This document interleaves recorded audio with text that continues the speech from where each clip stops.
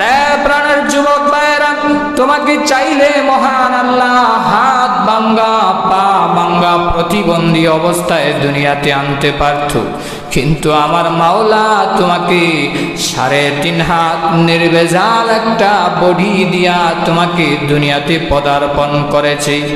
তারপরে মহান আল্লাহ রাব্বুল আলামিন তোমাকে আস্তে আস্তে করে ধীরে ধীরে করে, তুমি যখন কথা বলতে পারো না, মাওলা তোমাকে শক্তি দিয়েছে, তুমি কথা বলেছো।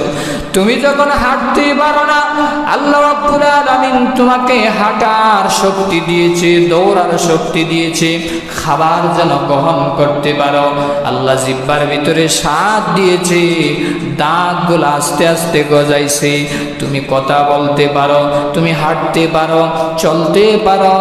এবার মাওলার কুদরতি পায়ে সিজদা দেওয়ার পালা। তখনই বান্দা গেট আউট হয়ে যায়, মাওলাকে ভুলে যায়, আমার রবের কাছ থেকে দূরে সরে যায়।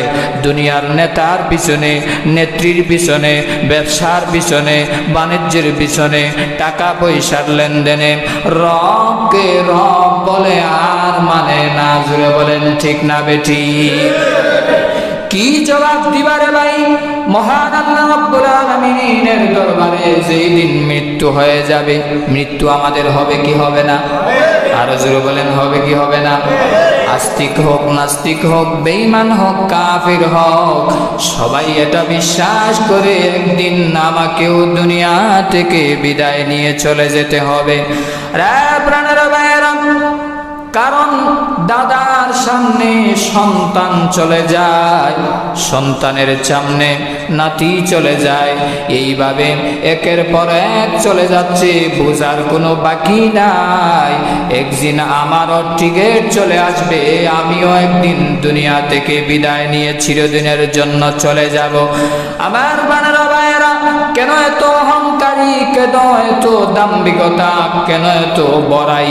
আল্লাহ তো জীবন দিলেন, আবার মৃত্যু দিবেন, আবারও মহান আল্লাহ পুনরায় রবের কাছে ফিরে যেতে হবে। আল্লাহ বলেন, কাইফা তাকফুরুনা বিল্লাহি ওয়া কুনতুম আমওয়াতান ফাহইয়াকুম সুম্মা ইউমীতুকুম সুম্মা ইউহয়ীকুম সুম্মা ইলাইহি তুরজাউন। আল্লাহু আকবার।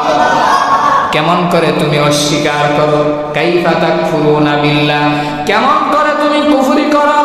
আমি আল্লাহ তোমাকে জীবন দিলাম, ওয়া কুনতুম আমওয়াতা, তোমার কোনো অস্তিত্ব ছিল না, নাম ছিল না, সুখে